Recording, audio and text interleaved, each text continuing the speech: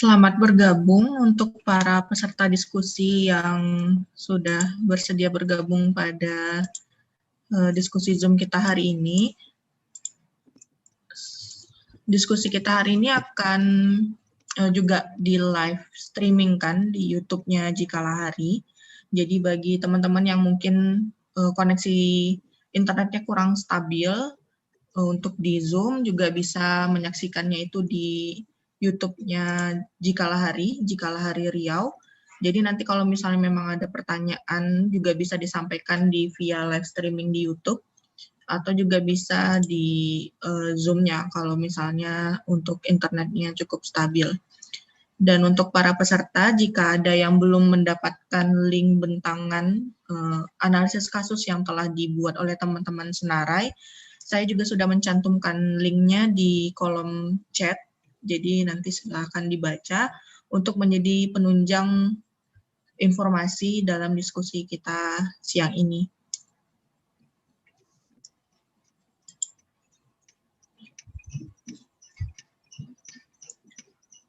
Apakah langsung kita mulai aja, Pak Andi, Okto, dan Jeffrey untuk diskusinya? Baik. Mulai aja, Kak. Baiklah, saya buka terlebih dahulu. Assalamualaikum warahmatullahi wabarakatuh. Selamat siang. Waalaikumsalam warahmatullahi wabarakatuh. Terima kasih kami ucapkan kepada para narasumber yang sudah meluangkan waktunya pada siang hari ini. Ada Jeffrey Sianturi dari Senarai, lalu ada Okto Yugo, Wakil Koordinator dari Jikalahari, dan Pak Andi Yul dari Kasubdit 4 Ditreskrimsus Polda Riau. Terima kasih Bapak dan teman-teman yang sudah meluangkan waktunya. Seperti yang telah disampaikan sebelumnya, diskusi kita hari ini adalah diskusi untuk membahas temuan dan fakta-fakta persidangan yang dibuat oleh teman-teman Senarai jelang agenda putusan untuk kasus PT Duta Swakarya Indah yang akan dilaksanakan di Pengadilan Negeri Siak. Kemungkinan agenda putusan ini akan berlangsung di bulan Mei atau paling lambat Juni untuk agenda putusannya. Dan tuntutannya itu baru kemarin ya, Jep ya, dilaksanakan. Jadi untuk diskusi pada hari ini, kita akan meminta pemaparan dari teman-teman Senarai untuk membahas bagaimana proses jalannya persidangan dan apa saja sih temuan-temuan yang teman-teman dapatkan selama persidangan berlangsung. Lalu juga ada Pak Andi dari Polda Riau yang nanti kita akan minta pendapatnya ataupun penjelasannya terkait bagaimana sebenarnya proses penegakan hukum untuk korporasi-korporasi yang terlibat dalam kasus Karhutla di Riau. Apa kendala yang dihadapi dan apa sebenarnya tantangan terbesar dalam menyelesaikan atau melakukan penyelidikan terhadap kasus Karhutla di Riau. Lalu ada Okto Yugo dari Jikalahari yang akan memaparkan PT DSI ini bagaimana sih rekam jejaknya di Riau, apakah pernah terlibat dalam kasus-kasus lainnya, dan bagaana proses penegakan hukum untuk korporasi di Riau menurut pandangan dari Jikalahari. Untuk tidak memperpanjang waktu, kami persilakan untuk yang pertama kepada Jeffrey untuk memaparkan hasil analisis dan temuan dari teman-teman Senarai. Kepada Jeffrey, dipersilakan. Baik, kedengaran suaranya, Kak? Habis minum ya? Tahu aja. Tadi nggak minum, puasa, Bang. Baik, Assalamualaikum warahmatullahi wabarakatuh. Salam hormat Pak Andiul yang udah berusaha hadir di diskusi kita. Saya senang. Kenapa saya senang? Karena memang PT DSI ini ditangani oleh Kapsudit 4 Polda Riau.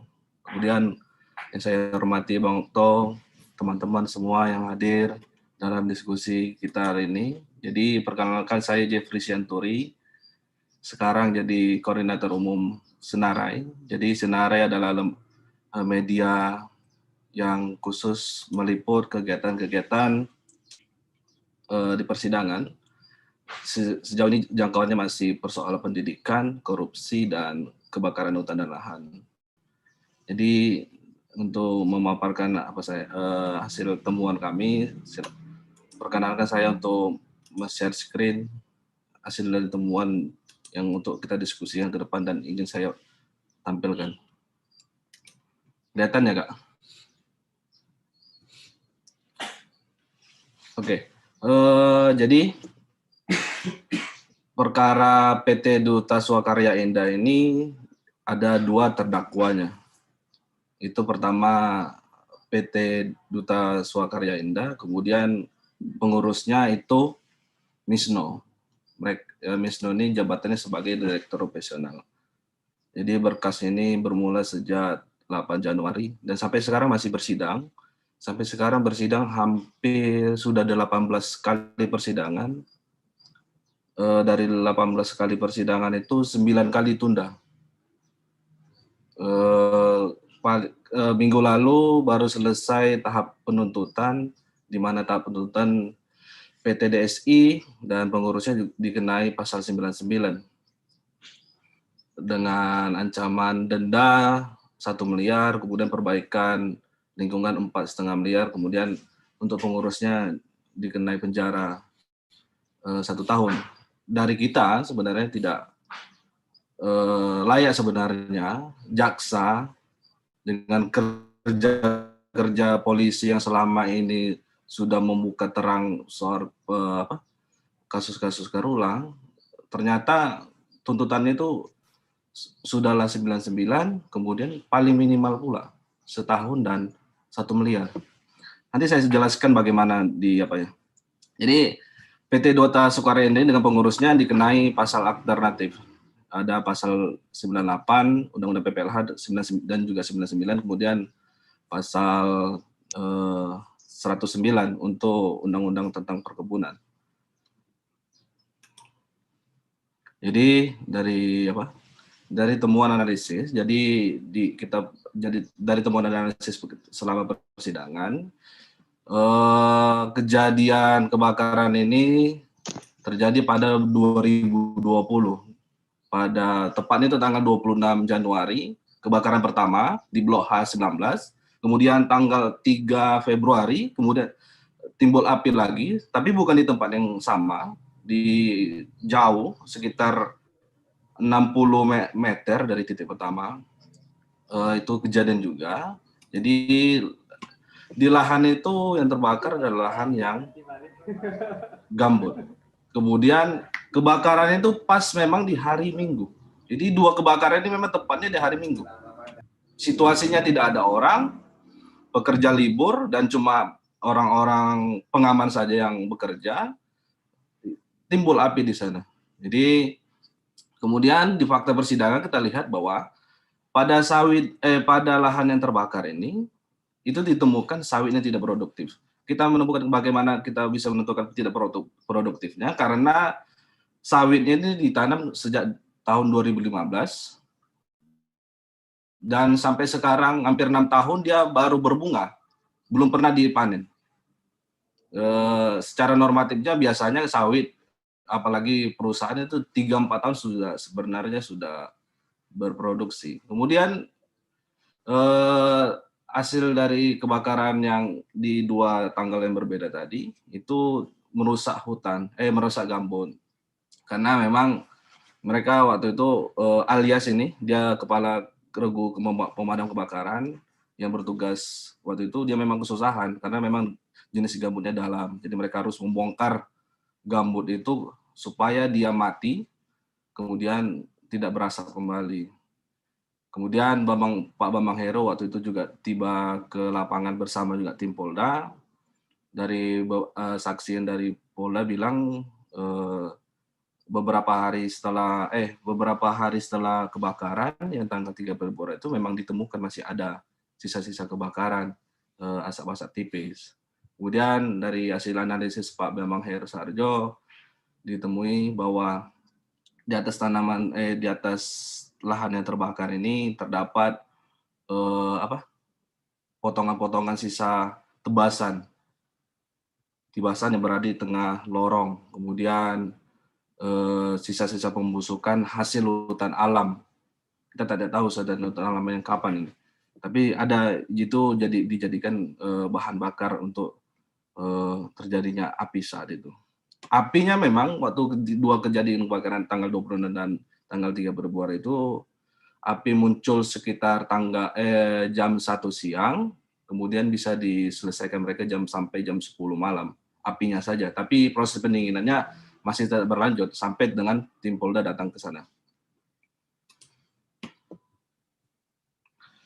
Ya, kemudian dari hasil temuan sidang kita, perusahaan PT Duta Sukarya Indah tidak mempunyai rencana kerja tahunan.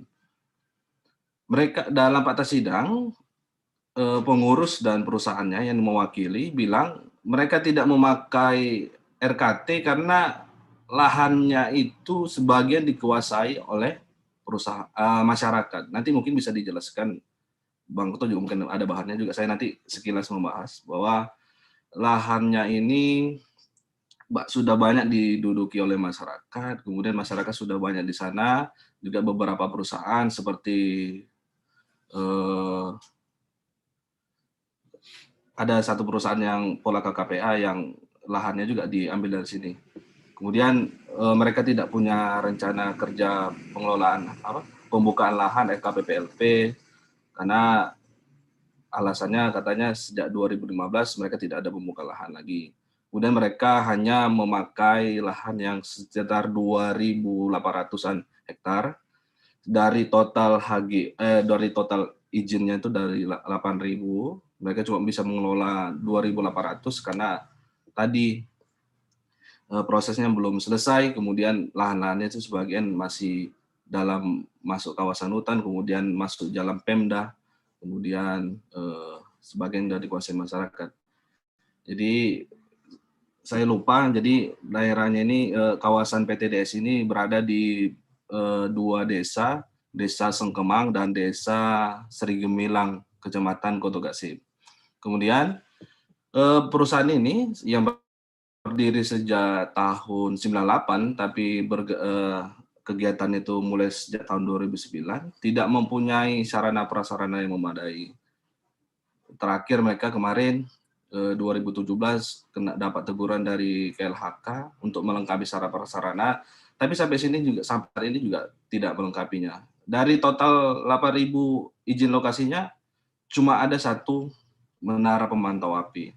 Yang jelas kalau dalam peraturan itu, peraturan perkebunan itu satu menara pemantau api itu kapasitasnya untuk 500 hektar. Seharusnya mereka punya 9 menara pemantau api. Kemudian sumber daya orang yang untuk melakukan pemadaman kebakaran juga kurang. Mereka punya 3, tapi jumlahnya tidak sesuai. Dari 3 regu itu hanya total orangnya 18 orang. Seharusnya satu regu itu terdiri dari 15 orang.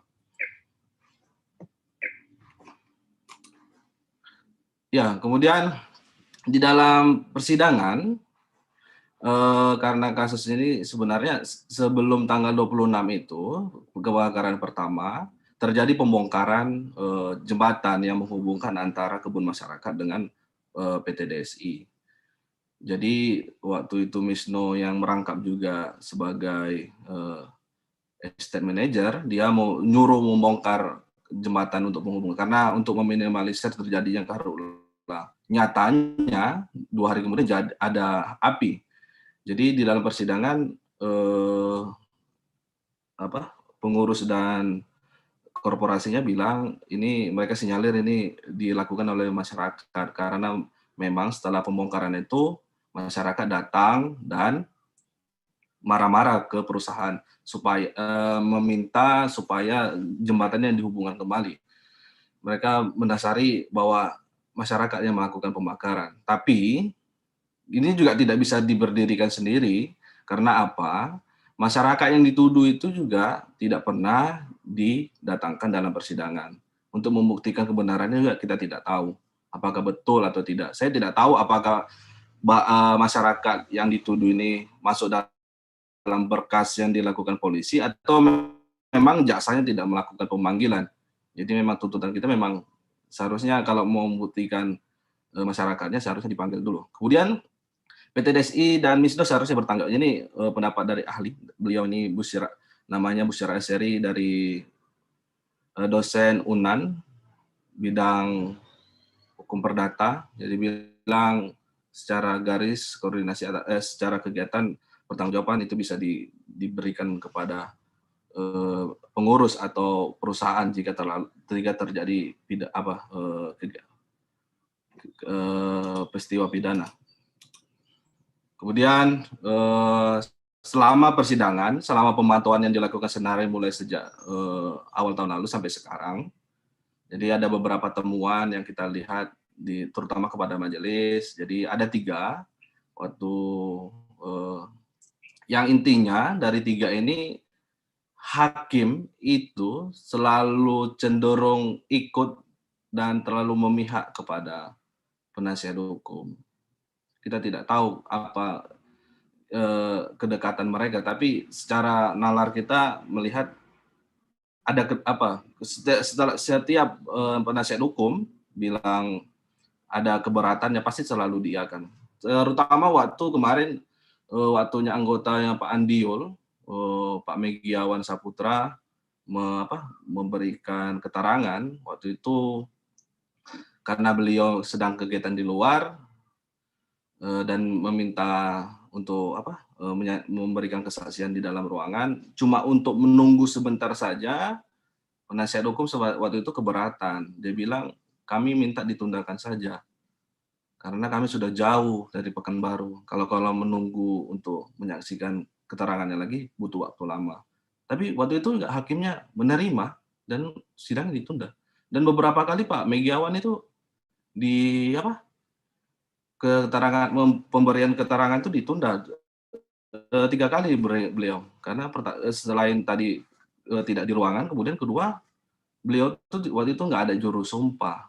Tapi kita juru sumpah karena juga normatif, jadi nggak bisa diberlakukan semua tempat karena ada beberapa saksi cuma bisa megang kitab sucinya lewat handphone atau megang sendiri. Waktu itu memang tidak ada orang, tapi tidak harus direpresentatifkan, harus disesuaikan tempat. Tapi karena waktu itu penasihat hukumnya keberatan karena tidak ada juru sumpah untuk memegang Al-Quran atau memegang Al-Quran, sidangnya ditunda juga. Itu pertama. Kemudian juga majelis hakim ini, yang di tengah ini, Roza El Afrina ini pernah juga membebaskan terdakwa PT Desi yang diwakili pengurusnya juga mantan kepala dinas kehutanan Siak waktu itu dalam kasus pemalsuan 263 sama 264 KUHP.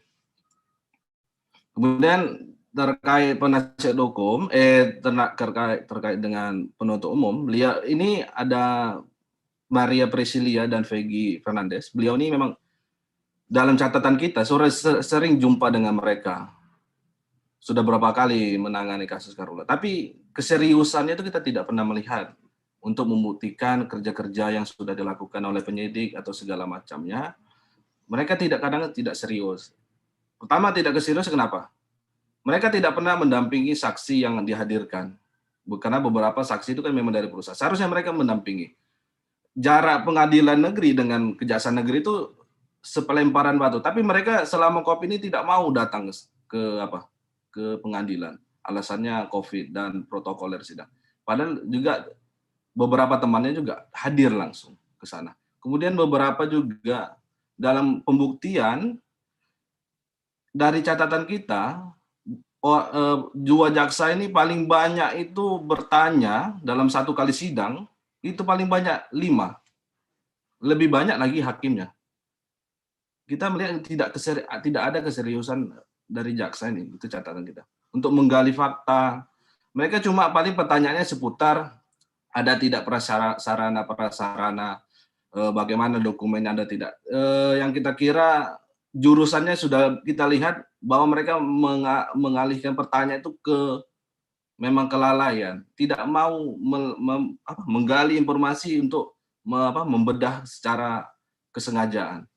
Itu dari terkait penuntut umum. Juga ini saya bilang tadi, nanti mungkin ada mau dibahas dari Bang Okto. Jadi ini Suratno, ini pengurus dalam kasus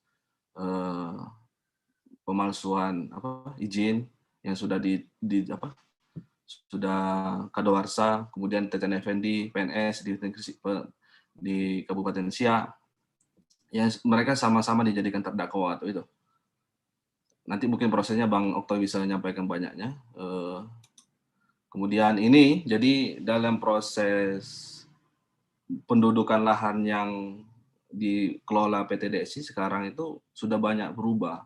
Pertama dulu mereka mengajukan 13.000, kemudian karena ada banyak persoalan, karena sebagian kawasannya masuk dalam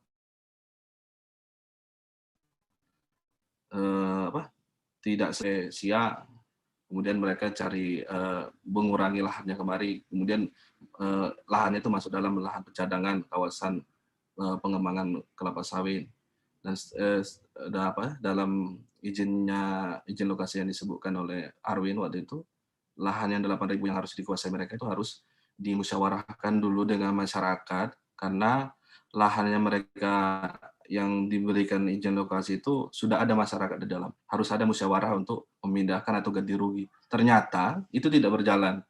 Jadi izin lokasi yang diberikan Bupati Siak waktu itu Arwin 2009 seharusnya sudah berjalan, dikasih waktu 3 tahun untuk menyelesaikan. Rupanya sampai sekarang juga tidak terselesaikan. Makanya ini beberapa banyak juga lembaga CSO, kemudian juga ada LSM, kemudian masyarakat juga ada kena gugat. Juga ada beberapa kali PT Duata Soekarno ini menggugat masyarakat. Ini terakhir kemarin Misno juga yang juga terdakwa pengurus, dia kemarin kena kasus penanaman sawit di luar izin. Mereka waktu itu kena bersalah dan di hukuman denda sekitar 6M. Sekarang prosesnya masih dalam PK. Jadi terakhir yang mau saya sampaikan, PT DSI sebenarnya sudah banyak bermasalah, mulai dari proses hukum, proses hukum, kemudian dengan masyarakat juga dengan pendirian perkebunannya. Selain mereka juga kita sinyalir melakukan kesengajaan untuk membuka lahan dengan cara membakar, mereka juga tidak baik di mata hukum karena beberapa kasusnya tidak selesaikan. Jadi ini beberapa tuntutan kita, seharusnya memang PT DSI ini dikenai pasal 98. Kemudian hukuman dendanya itu harus maksimal 10 miliar dan perbaikan ekologisnya 4,5 miliar. Juga Misno juga harus dikenai hukuman penjara juga yang besar. Itu tuntutan kita. Kemudian karena melihat situasi hakim dan jaksa tadi, kita memang merekomendasikan supaya Mahkamah Agung dan Komisi Yudisial memeriksa mereka. Dilihat juga track record-nya dengan kemampuannya. Itu saja yang bisa saya sampaikan, selainnya nanti bisa diskusi. Terima kasih. Wassalamualaikum warahmatullahi wabarakatuh.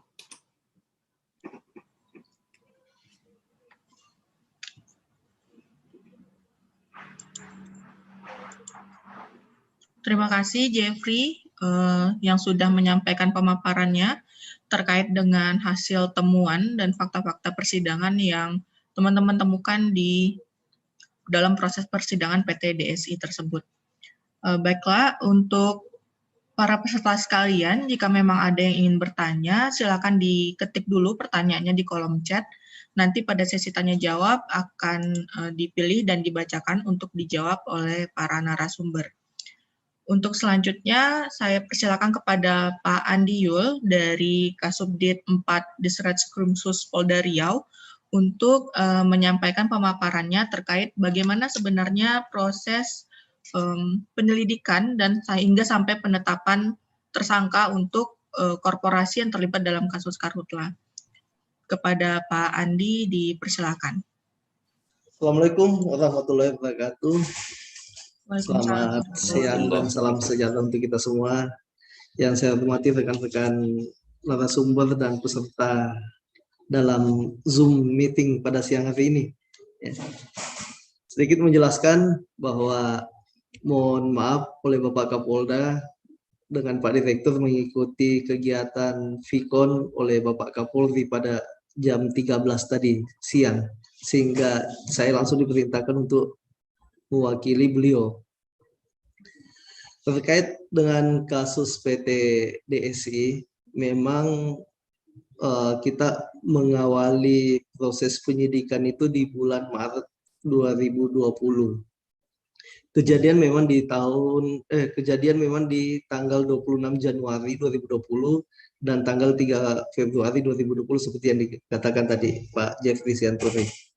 Itu udah lengkap sekali tadi yang disampaikan, hampir sama dengan fakta penyidikan kita yang kita sampaikan ke kejaksaan. Ya. Dalam proses penyelidikan memang diawali oleh penyelidikan oleh Polres Siak bersama Polsek di Koto Gasip. Kemudian dilakukan pelaksanaan gelar proses penyelidikan pada saat itu, sehingga kita menaikkan sidik di tanggal 18 Maret 2020 setelah kita mendapatkan minimal 2 alat bukti yang cukup. Dalam proses penyelidikan tersebut, sampai proses penyidikan kami sudah menurunkan ahli, mungkin rekan-rekan semua tahu Pak Bambang Hero sama Pak Basuki Wasi sudah langsung kita turunkan bersama ahli-ahli yang lainnya, baik itu di kabupaten maupun yang ada di provinsi. Memang pada saat kita melakukan pengecekan TKP awal, memang bersama BPN Kabupaten Siak pada saat itu kita langsung melakukan pengukuran lahan. Jadi lahan yang terbakar pada saat itu kita identifikasi 9,41 hektar pada saat itu. Proses berjalan, langkah-langkah yang telah kami lakukan, kami sudah melakukan pemeriksaan 9 orang pihak dari PT DSI, 4 dari pihak masyarakat yang bersempadan dengan PT DSI tersebut, dengan masyarakat peduli api pun kita juga sudah lakukan pemeriksaan. Ahli juga kita sudah melakukan pemeriksaan terhadap 8 orang ahli, baik kalau ahli korporasi, ahli kerusakan lingkungan dari IPB, ahli perkebunan kabupaten, ahli lingkungan hidup kabupaten, ahli BPN, ahli pidana lingkungan, ahli lingkungan hidup, serta ahli kebakaran hutan dan lingkungan. Ahli kebakaran hutan dan lahan. Mohon maaf.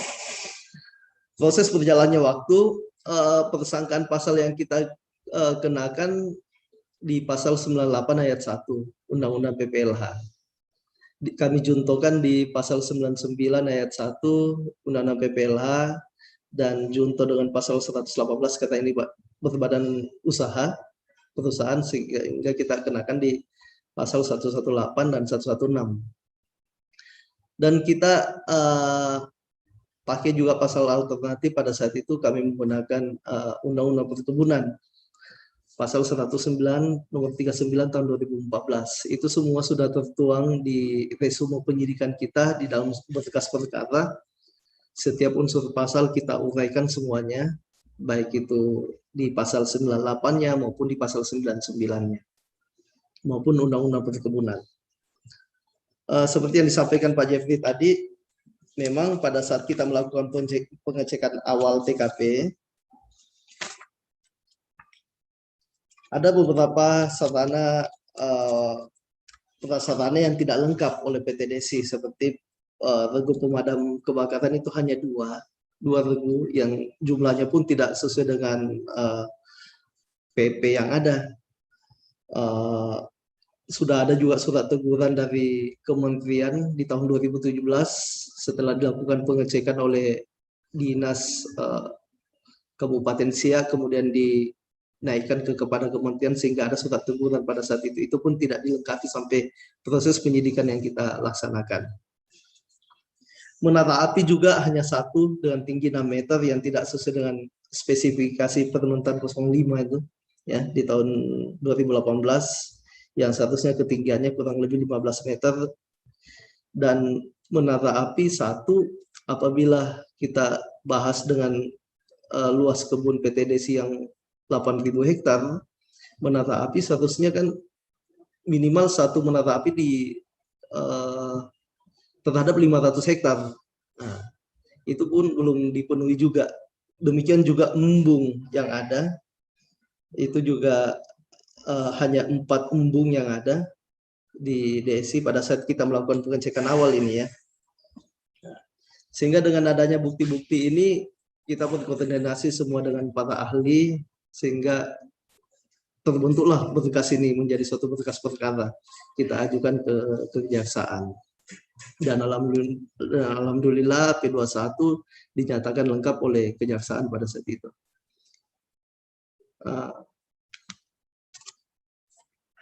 Memang kita uraikan di situ di pasal 98 dan 99, baik itu kesengajaan maupun kelalaian yang oleh perusahaan. Kesengajaan yang kita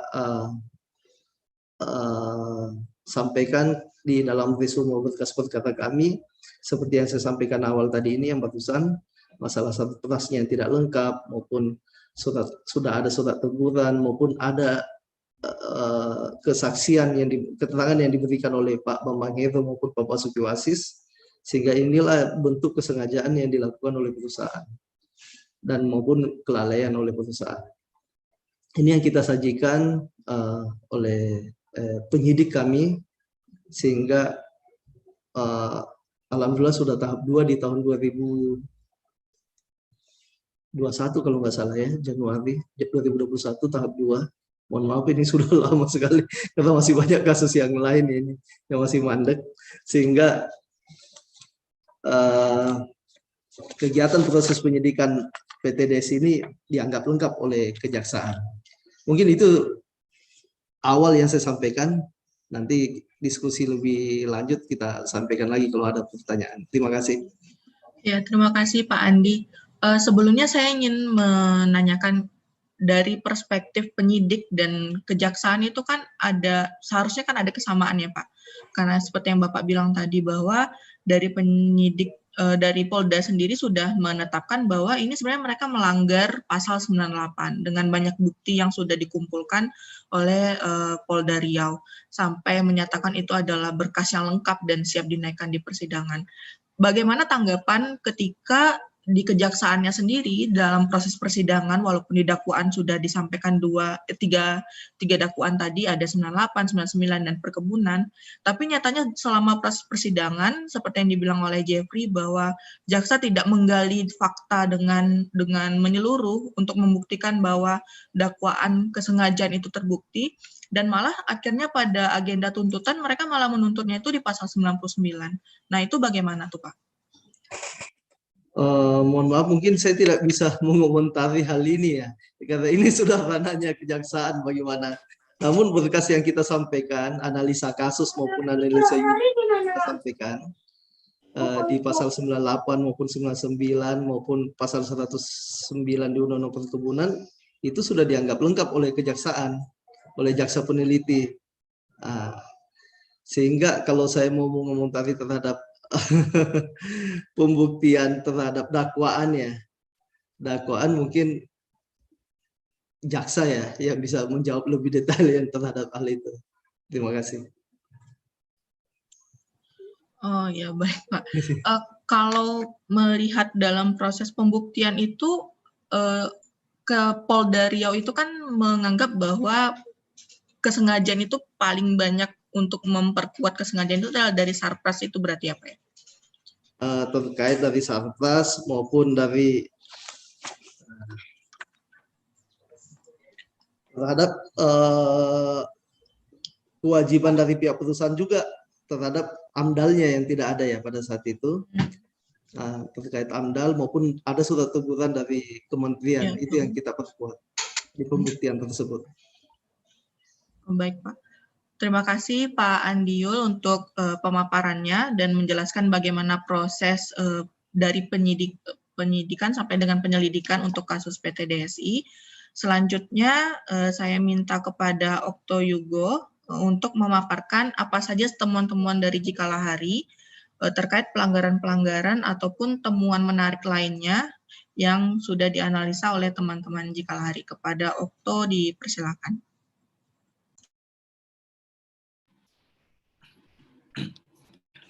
Terima kasih Yaya. Assalamualaikum warahmatullahi wabarakatuh.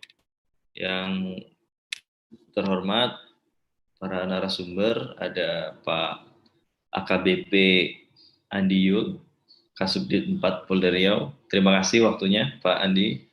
Kemudian ada Jepri, Koordinator Umum Senarai. Kemudian Yaya, terima kasih moderasi, dan juga peserta Zoom meeting atau webinar ya yang hadir. Ini cukup menarik pesertanya, ini ada Mas Hari Wiawan juga ini kalau nggak salah nih. Nanti ini penyidik senior juga ini Pak Andi ya. Nanti bisa berbagi juga kalau berkenan. Kemudian ada Kak Yovika dari KY ya. Itu juga nanti bisa mengomentari temuan-temuan tim Senarai menurut saya, karena ada hal-hal baik itu hakim yang cenderung lebih mengikuti kemauan situ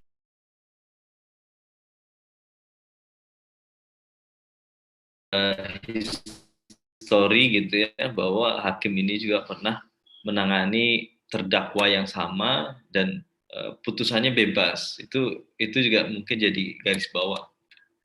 Dan teman-teman peserta lainnya, ini ada Yudi, ada Besta, dan yang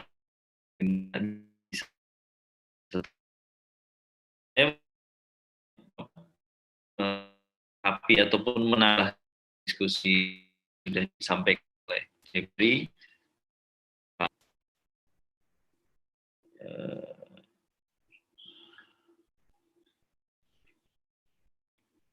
Sebentar.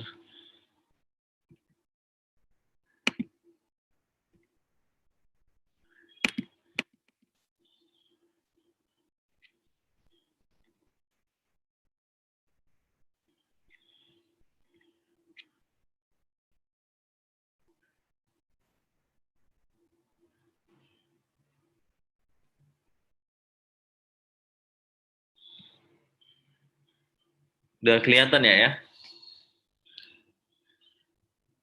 Ya, mungkin ini saya ingin mendiskusikan agak lebih luas ya. Pertama, terkait penegakan kasus karhutla di Siak, karena ini lokasi PT DSI berada di Siak, dan sebelumnya juga ada kasus PT WSSI dan GSM yang juga ditangani di Siak oleh yang juga penyidiknya Polda Riau. Saya kira patut diapresiasi ya dari Polda Riau yang sudah banyak juga membawa pelaku-pelaku kebakaran hutan dan lahan dari pelaku korporasi.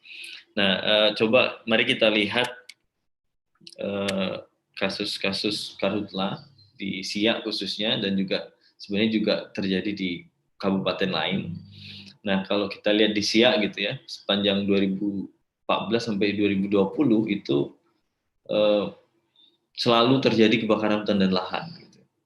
Kalau kita lihat rentang hotspotnya itu paling tinggi memang di 2014, ada 3027. Nah, kemudian pada 2020 yang salah satunya PT DSI ini terjadi kebakaran, itu ada 202 hotspot yang muncul. Itu sebarannya ada di kawasan HTI, kemudian HGU perkebunan kelapa sawit, maupun di areal konservasi. Nah, ini petanya kalau di overlay yang garis ungu itu wilayah konservasi, kemudian yang delineasi warna hijau muda itu ya, itu HTI, dan warna biru itu HGU. Nah, ini daftarnya, ada PT Arabadi paling banyak gitu ya. Kemudian RAPP dan perusahaan-perusahaan lain. Kemudian ini di areal HGU juga dominan gitu ya. Jadi memang dominan kebakaran di Siak itu di HTI dan di HGU dari pemantauan hotspot kita. Selain pemantauan hotspot, jikalah hari juga pada 2019 gitu ya, 2020 melakukan investigasi lapangan. Nah, ini juga berkaitan dengan penegakan hukum di SIA secara umum gitu ya. Nah, ini beberapa perusahaan yang kita investigasi, di mana di perusahaan-perusahaan ini juga ada proses penegakan hukum, ada penyegelan, dan kita cek. Nah, beberapa perusahaan sudah ada yang ditangani sampai penetapan tersangka, bahkan hingga keputusan pengadilan, tapi ada yang belum. Ya, mari kita lihat ini.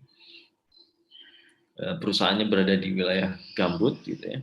Jadi memang dominan kebakaran di konsesi HTI, HGU, kemudian di wilayah gambut gitu ya, yang seharusnya basah, tapi karena ada perusahaan itu menjadi sering terbakar. Nah, ini salah satu perusahaan yang kita investigasi tahun 2019.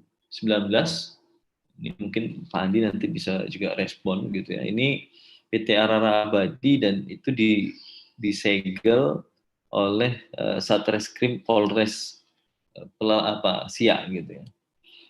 Nah, kemudian ada PT RAPP Dayun, ini juga terbakar di 2019, disegel oleh pelaku itu Gakum KLHK yang kita temukan.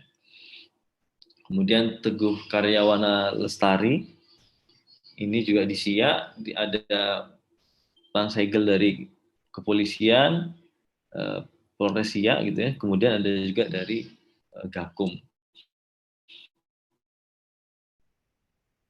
Kemudian ini masih sama, ini WSSI, ini sudah disidang ya kemarin bersama dengan PT GSM, juga sudah ada segel waktu 2019 dari Gakum dan dari kepolisian. Ini GSM. Nah, itu beberapa perusahaan yang kita cek gitu. Selain di hotspot kita pantau, ternyata betul di lapangan juga terjadi kebakaran, bahkan ada segel dari penegak hukum. Nah, catatan kita penegakan hukum di SIA sebenarnya sudah cukup banyak gitu ya, tapi memang masih belum menyeluruh, dan saya tidak tahu apakah ada pengklasteran atau pembeda-bedaan gitu ya dari perusahaan-perusahaan yang terlibat karhutla yang ditangani baik itu Polda Riau maupun KLHK itu semuanya masih perusahaan sawit, tapi perusahaan HTI atau Akasia gitu ya, itu sama sekali belum, padahal sama-sama ada segel, ada kebakaran gitu. Nah, kalau kita lihat di SIA gitu ya, di SIA itu ada 5 kasus yang sudah divonis gitu ya. Pertama ada Triomas FGI, ini Gakum KLHK ya, 2014 kasusnya, sudah diputus dan didenda 1 miliar, kemudian biaya pemulihan 12 miliar. Kemudian WSSI jilid 1 mungkin ya, ini yang divonis kepala kebunnya waktu itu Wan Tamrim Basri 2 tahun penjara. Kemudian PT WSSI dan PT GSM itu diputus terbukti bersalah juga. Kemudian yang sedang jalan yang kita diskusikan hari ini, ada PT Duta Swakarya Indah yang kebakaran seluas 9,4 hektar, ya disebutkan oleh Pak Andi tadi. Nah, ini beberapa perusahaan di SIA yang juga sudah disegel, ini belum ada kejelasan, mungkin nanti bisa direspon juga. Pertama ada PT TKWL, sudah disegel oleh KLHK karena lahannya terbakar pada 2019, belum ada kejelasan proses penegakan hukumnya. Bahkan temuan kita di 2019 akhir itu sudah ada yang ditanami nih bekas terbakarnya, dan ada pemasangan pagar kawat di areal terbakar itu. Oleh informasinya dari masyarakat itu oleh LPT dilakukan pemagaran. Nah, kemudian PT RAPP sektor Dayun yang tadi kita lihat fotonya di investigasi itu juga belum ada kejelasan. Kemudian PT Arara Abadi itu juga disegel dan terbakar di 2019, tapi juga belum ada kejelasan proses gakumnya, apakah sudah penyelidikan atau naik ke penyidikan atau bahkan mungkin sudah tersangka. Itu sama sekali kita belum tahu. Nah, ini kemudian ada PT Berlian Mitra Inti di Kecamatan Kandis, Kabupaten Siak. Nah, ini kabarnya sudah ke tahap penyidikan. Kemudian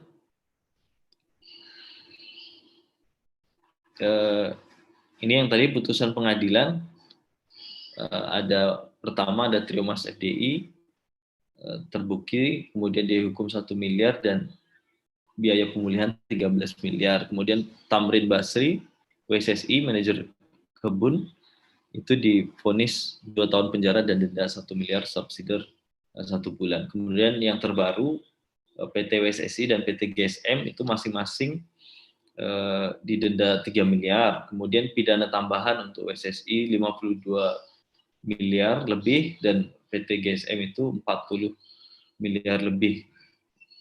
Ini putusan di Pengadilan Negeri Siak. Nah, kemudian kasus PT DSI-nya sendiri tadi sudah banyak dibahas, sudah terkait kebakarannya kapan, kemudian dakwaannya tadi sudah dijelaskan oleh Jeffrey dan juga dijelaskan oleh Pak Andiul juga tadi. Nah, kemudian ini yang tadi sudah dimulai juga oleh Jeffrey sesungguhnya terkait ada bahwa PT DSI ini bukan sekali ini dia berhadapan dengan persoalan hukum. Selain karhutla itu sebelumnya sudah ada dugaan pelanggaran gitu ya, yang mengarah pada korupsi perizinan. Nah, mari kita lihat. Pertama, profil terdakwa ini dari pemerintah ada Teten Effendi, dia Kasubdin Pengukuran Dinas Pertanahan Kabupaten Siak. Dia didakwa waktu itu melanggar pasal 264 ayat 2 KUH pidana, junto pasal 55 ayat 1 KUH pidana. Jadi bunyinya itu turut serta melakukan dan dengan sengaja memakai akta-akta otentik yang isinya dipalsukan, seolah-olah benar sehingga menimbulkan kerugian. Kedua, melanggar pasal 263 ayat 2 KUHP pidana, junto pasal 55 KUHP, itu bunyinya turut serta melakukan dan dengan sengaja menggunakan surat palsu atau yang dipalsukan seolah-olah tidak dipalsukan dan mempergunakan sehingga menimbulkan kerugian. Nah, kemudian terdakwa kedua, ini Komisaris PT DSI, Suratno Konadi, itu dakwaannya sama ya, melanggar pasal 264 ayat 2 KUHP, junto pasal 55 ayat 1 KUHP, itu turut serta melakukan dan dengan sengaja memakai akta-akta otentik yang isinya dipalsukan seolah-olah benar sehingga menimbulkan kerugian. Gitu juga di dakwaan kedua, melanggar pasal 263 ayat 2 KUHP, pasal 55 ayat 1 KUHP yang bunyinya turut serta melakukan dan dengan sengaja menggunakan surat palsu atau yang dipalsukan seolah-olah tidak dipalsukan dan mempergunakannya sehingga menimbulkan kerugian. Nah, ini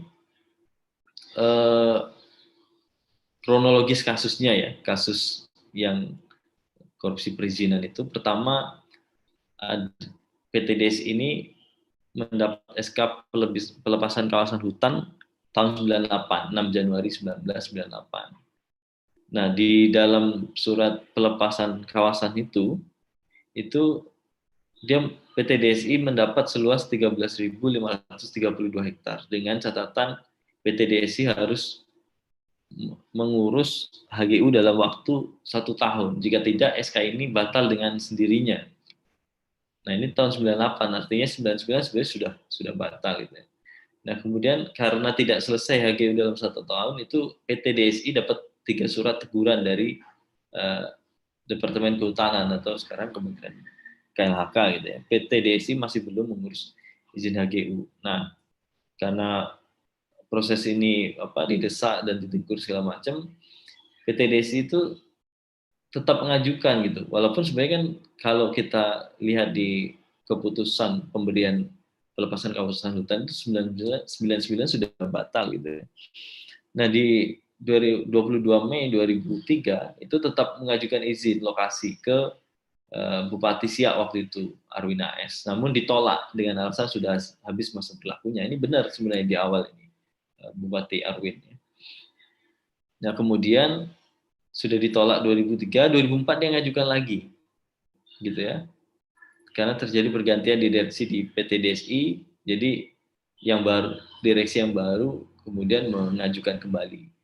Nah, permohonan ini kembali ditolak oleh Arwin dengan alasan tidak sesuai dengan ketentuan dan habisnya masa berlaku izin pelepasan kawasan hutan.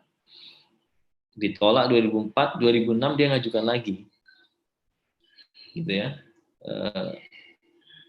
Walaupun sudah ditolak gitu ya, PT DSI kembali ajukan izin lokasi pada 6 Maret tepatnya 2006. Perizinan tak lagi diurus tata pemerintah Sekda, namun diproses di Dinas Pertanahan Siak. Nah ini juga mulainya itu. Jadi permohonan PT DSI itu diproses. Saat permohonan izin diproses oleh Teten terdakwa tadi di Dinas Pertanahan, Arwin AS menindaklanjuti dengan bentuk tim gitu ya, penyelesaian masalah PT DSI. Padahal di sebelum-sebelumnya sudah 2 kali ditolak ini, di 2003 dan 2004. Gitu ya. Seharusnya kan tim, kemudian seharusnya tim ini yang melakukan pengecekan lahan gitu ya. Walaupun proses tadi sudah lewat gitu ya. Ini proses tim sudah dibentuk dan tim yang dibentuk itu seharusnya melakukan pengecekan lahan. Namun tidak seluruh anggota tim yang melaksanakan. Sehingga dampaknya, salah satu dampaknya gitu ya, bahwa di lapangan itu ada masyarakat yang menolak rencana izin PT DSI, gitu ya. Saat pengecekan lahan, masyarakat itu menolak rencana pembangunan kebun sawit PT DSI. Namun dalam hasil laporan, Teten tidak menyebutkan penolakan warga, hanya menjelaskan gitu ya, terdapat tumpang tindih antara areal yang dimohon dengan areal lainnya. Nah, kemudian izin lokasi diberikan karena tidak melaporkan secara detail, bahkan menutupi adanya masalah dalam izin yang diajukan PT DSI. Teten ini tetap ajukan permohonan ke Arwin AS dan izin lokasi diberikan padahal tidak sesuai ketentuan. Nah, pasca terbitnya izin lokasi dibentuk tim untuk menginventarisasi calon lahan PT DSI. Namun areal tersebut sudah dimiliki pihak lain, maka PT DSI harus melakukan ganti rugi dan mengurus HGU. Nah, selanjutnya PT DSI itu tak melaksanakan kewajiban, walaupun tak urus HGU dan lakukan upaya ganti rugi, Teten tetap ajukan permohonan pemberian IUP budidaya PT DSI untuk ditandatangani Arwin. Kemudian PT DSI memperoleh IUP B seluas 8.000 hektar di Mempura, Dayun, dan Kota Gasip. Padahal dalam lokasi tersebut masih dikuasai pihak lain dan tidak ada upaya PT DSI untuk menyelesaikan persoalan ini. Nah, selain 2 terdakwa tadi gitu ya, kasus ini juga sebenarnya menyeret mantan Bupati Siak, Arwin AS, itu juga sudah ditetapkan tersangka di tahun 2019 lalu.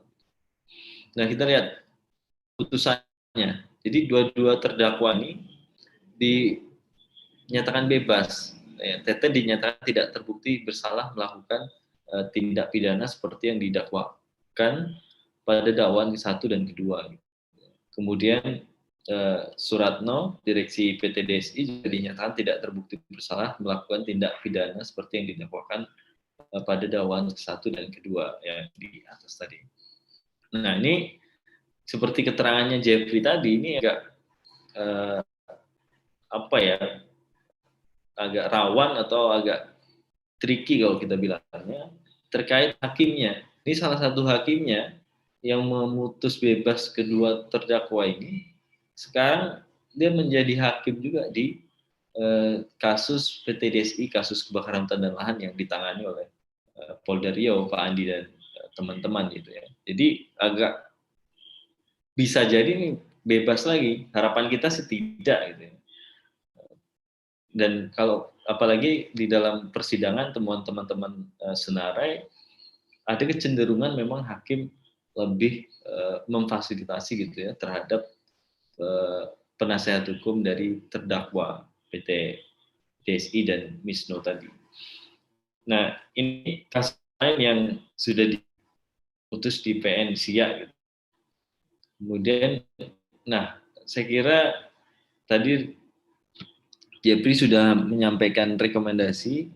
Saya kira juga perlu, jika lahir juga menyampaikan rekomendasi. Pertama, hakim harus memutus bersalah gitu ya, PT DSI dan memerintahkan pemerintah untuk mencabut izin. Karena pertama, kan usaha sesuai aturan tidak memiliki rencana pembukaan dan pengelolaan lahan perkebunan gitu ya, RKP PLP, kemudian tidak punya rencana kerja lingkungan dan pengelolaan lingkungan RKLPL, hingga tak memenuhi standar sarana dan prasarana pengendalian karhutlah.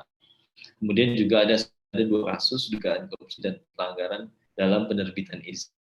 Kemudian rekomendasi yang kedua kepada penegak hukum, ya, Polda Riau dan Gakum KLHK segera menetapkan tersangka korporasi yang terlibat, nah, khususnya pada 2019 dan 2020 seperti yang kita sampaikan atau kita bahas tadi. Ada PT Arabadi, PT RAPP, TKWL. Kenapa itu tak kunjung ditetapkan tersangka, apalagi sampai ke pengadilan.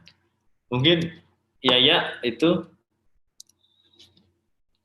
dari saya kembalikan. Terima kasih. Ya, terima kasih kepada Okto yang sudah menyampaikan pemaparannya terkait dengan sejarah atau temuan-temuan bagaimana kasus PT DSI sebelumnya, dan juga bagaimana gambaran penegakan hukum di Kabupaten Siak untuk korporasi-korporasi yang telah melakukan tindak pidana kebakaran hutan dan lahan. Baiklah, sebelumnya saya persilakan kepada para peserta. Apakah ada yang ingin bertanya? Jika ada yang ingin bertanya, silakan untuk bisa raise hand di chat atau juga menyampaikan pertanyaannya di chat atau langsung disampaikan. Apakah ada yang ingin ditanyakan?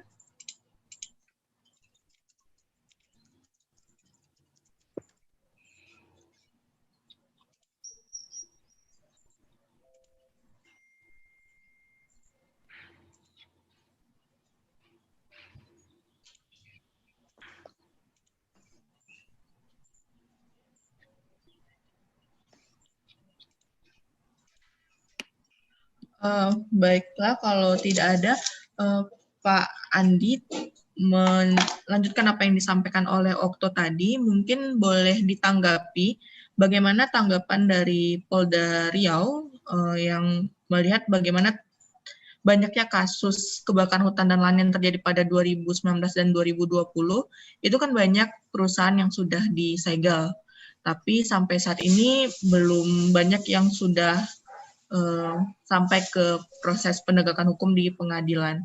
Itu bagaimana ya Pak perkembangannya? Dan apa sebenarnya kendala, kenapa lebih banyak perusahaan sawit yang ditetapkan sebagai tersangka dibandingkan dengan perusahaan HTI? Kepada Pak Andi, dipersilakan. Baik, saya jawab yang disampaikan oleh Pak Okto tadi terhadap kebakaran hutan dan lahan di Kabupaten Siak. Ya. Di tahun 2019 memang kita ketahui sama-sama pada saat itu banyak kebakaran ya, banyak kebakaran yang terjadi di wilayah Provinsi Riau, tidak hanya di Kabupaten Siak saja. Nah, dan seingat saya pada saat itu memang yang turun ke wilayah Riau tidak hanya dari kepolisian itu sendiri, tidak dari Polda itu sendiri, tetapi dari Gakum KLHK juga turun, dari Barreskrim juga turun, dan baik yang ada di Polres dan Polda Riau pun juga semua menangani kasus kebakaran pada saat tahun 2019. Ya, di tahun 2019 untuk kepolisian ada 5 kasus korporasi yang ditangani pada saat itu. Baik itu joint investigation kami dengan Barreskrim, yaitu PT AD Plantation, PT WSSI maupun PT GSM. Itu joint investigation kami dengan pihak Barreskrim. Kemudian untuk Polda Riau sendiri memang menangani pada saat itu PT Teso Indah dengan PT Sumber Sawit Sejahtera di tahun 2019. Karena banyaknya kebakaran pada saat itu, adanya hotspot yang terdeteksi di beberapa perusahaan maupun kebun-kebun masyarakat pada saat itu, sehingga memang pada saat itu memang kewalahan. Sehingga dari Gakum KLHK juga melakukan penyegelan di suatu tempat, dari Polres juga melakukan pemasangan polis lain, sehingga itu semua memang masih tertangani dalam proses penyelidikan. Nanti kami akan melakukan pengecekan lebih lanjut kepada pihak jajaran Polres yang ada di Polda Riau ini terhadap perkembangan kebakaran hutan dan lahan yang saat ini mungkin masih dalam proses penyelidikan yang dilakukan pemasangan polis lain. Kita juga minta pertanggungjawabannya nanti, bagaimana sampai sejauh mana proses penyelidikan yang dilakukan, termasuk yang disampaikan Pak Okto tadi terhadap PT Ararabadi yang di Kabupaten Siak. Nanti secara tertulis kami minta pertanggungjawaban terhadap laporan hasil penyelidikan yang dilakukan oleh Polres Siak pada saat itu, sejauh mana perkembangannya. Pada saat itu memang tahun 2019 sama-sama kita ketahui banyak kebakaran hutan, sampai belasan juga yang dilakukan penyegelan oleh Gakum KLHK. Kami juga melakukan proses penyelidikan terhadap PT Triple S pada saat itu, PT WSSI kita datangi, PT GSM kita datangi pada saat itu. Sehingga memang kita bentuk tim-tim unit pada saat itu sudah gabungan semua, bukan hanya penyidik yang khusus menangani kebakaran hutan dan lahan, kita gabung juga ngambil semua dari penyidik-penyidik lain untuk betul-betul kita konsen terhadap kebakaran hutan dan lahan di tahun 2019 itu. Alhamdulillah oleh Pak Direktur juga sudah memberikan beberapa penyidik kepada subdit tempat, sehingga di tahun 2020 kasus-kasus kebakaran hutan dan lahan penyidik kami juga sudah dilakukan pelatihan, dilakukan peningkatan kemampuan terhadap proses penyidikan kebakaran hutan dan lahan, sehingga untuk kedepannya kita lebih siap lagi khusus untuk proses penyidikan nantinya. Untuk PT BMI memang masih proses penyidikan berjalan. Mungkin rekan-rekan juga ketahui di media kita dipertanyakan bagaimana komitmen kita terhadap kebakaran hutan dan lahan PT BMI. Kemarin kita juga sudah menetapkan tersangka khusus untuk PT BMI. Kami sudah melayangkan surat panggilan juga terhadap korporasi PT BMI. Kita mohon doanya juga kepada rekan-rekan semua pegiat lingkungan untuk sama-sama kita komitmen untuk PT BMI ini. Bukan hanya PT BMI tetapi terhadap kasus-kasus lainnya juga. Mohon dukungannya juga sehingga penyidik juga tetap andil dan komitmen yang besar terhadap kasus proses penyidikan PT BMI ini yang masih bagi saya ini sudah cukup lama nih. Tetapi banyaknya tekanan-tekanan juga dari pihak eksternal sehingga kami juga tetap namanya penyidik tetap komitmen nih untuk PT BMI ini untuk lanjut ke pengadilan seperti PT DSI ini. Terima kasih. Terima kasih Pak Andi atas tanggapannya dan penjelasannya bagaimana proses penyelidikan tersebut. Tentu kami dari teman-teman CSO lingkungan pasti akan tetap terus mendukung bagaimana agar proses penegakan hukum di Riau itu dapat berlangsung dengan baik. Dan teman-teman Senarai juga bersedia ya, kalau udah masuk ke persidangan udah siap memantau dari proses awal hingga akhirnya nanti. Tunggu kabar dari Pak Andi Yul nanti ya. Baik, Pak, ini ada pertanyaan dari peserta.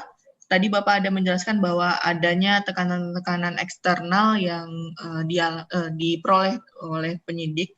Itu bisa dijelaskan, Pak, itu tekanan-tekanan dari pihak eksternal itu seperti apa ya?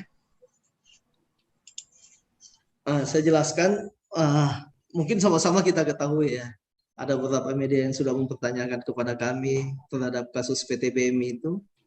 Ya, pihak eksternal ini di luar dari penyidik kami, ya, di luar dari penyidik kami, sampai kami dilakukan pemeriksaan gelar sampai di Barreskrim, bagaimana proses penyidikan itu diuji, pembuktiannya kami diuji dalam proses penyidikannya, itu merupakan bagi saya itu tekanan-tekanan juga bagi kami untuk melakukan pembuktian terhadap proses penyidikan di PT BMI tersebut.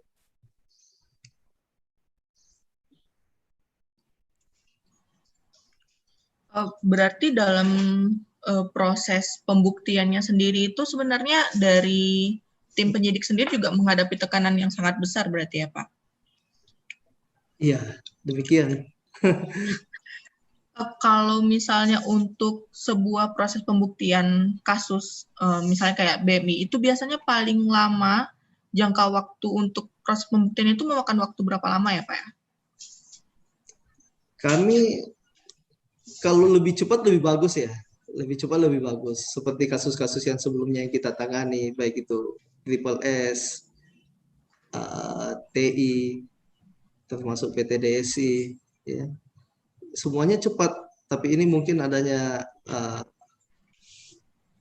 saya bilang seperti yang saya sampaikan tadi, bahwa adanya tekanan-tekanan tersebut sampai kita dilakukan gelar Barreskrim, ada supervisi dari tim luar, dari Barreskrim juga, maupun dari pihak, bukan hanya di Barreskrim sendiri, karena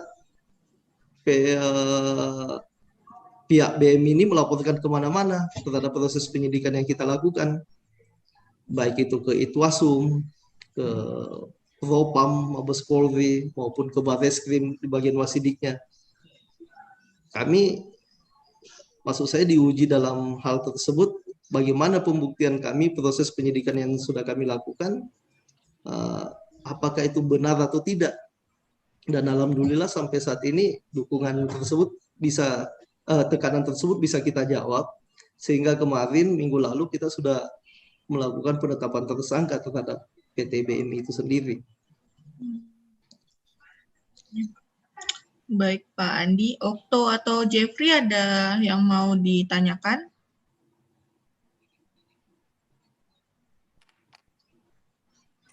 Aku cukup, Kak. Mau Okto, Bu, nggak tahu. Okto?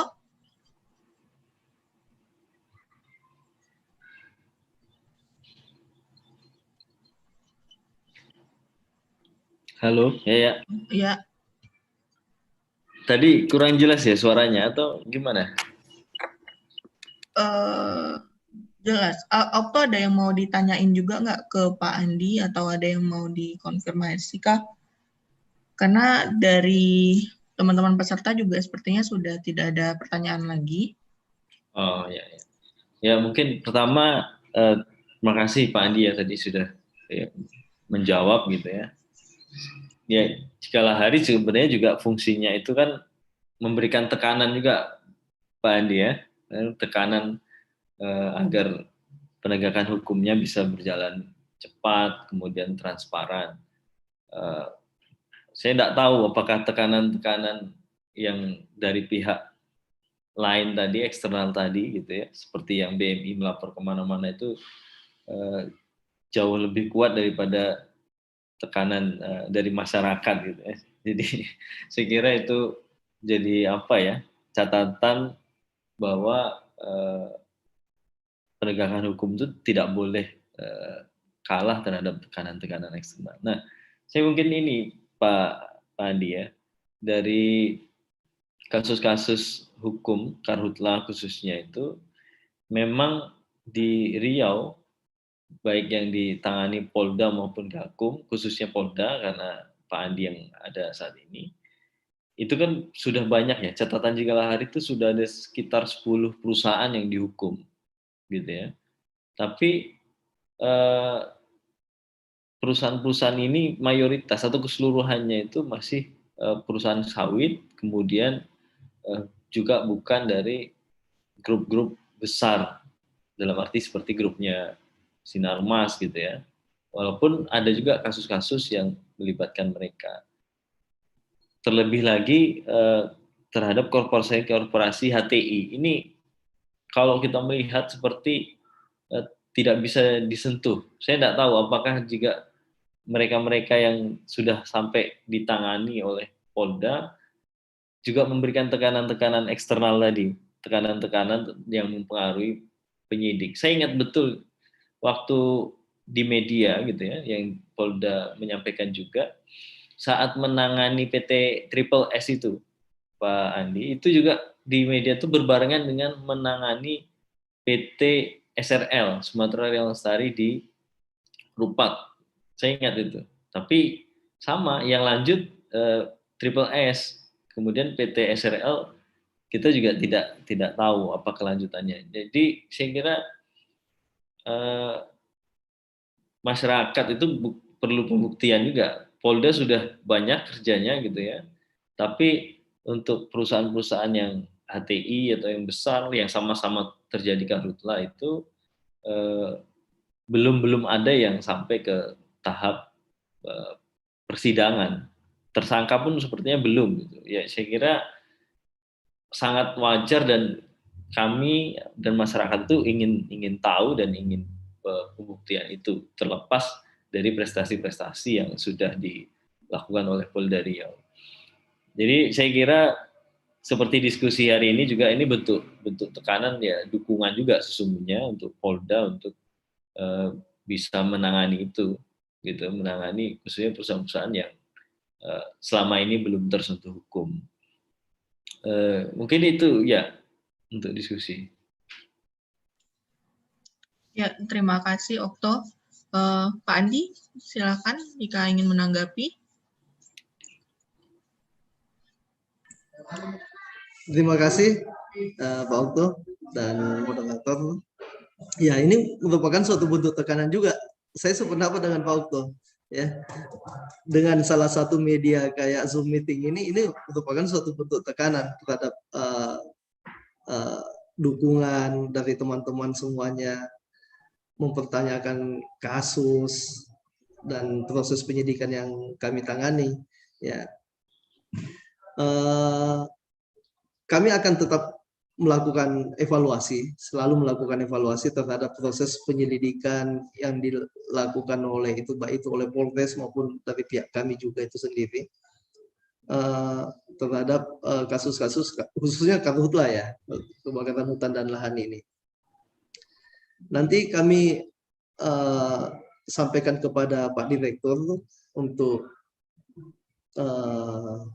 meminta laporan setiap hasil pelaksanaan tugas dan evaluasi terhadap kasus kebakaran hutan dan lahan, baik itu yang bukan saja yang ada di perkebunan tetapi yang ada di HTI itu sendiri. Ya, seperti yang disampaikan oleh Pak Okto tadi, baik itu yang terhadap PT SRL maupun PT Artabadi yang di Siak, nanti akan kita minta juga pertanggungjawaban dari pihak Polres terhadap bagaimana sih perkembangan laporannya, bagaimana perkembangan proses penyelidikannya, karena proses penyelidikan itu kan berkala juga.